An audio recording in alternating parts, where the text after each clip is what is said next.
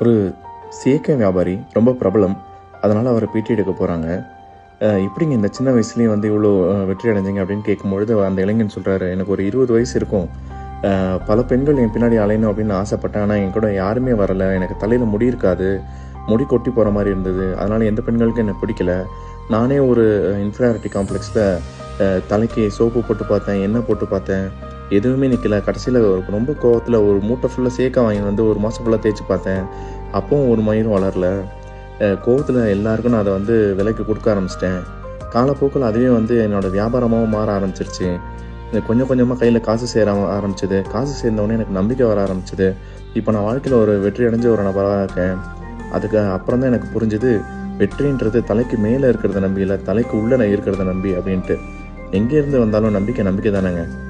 ஒரு மயிர்லேருந்து வந்தா வந்துட்டு போட்டுமே. தமிழ் அறிவோம், தமிழ்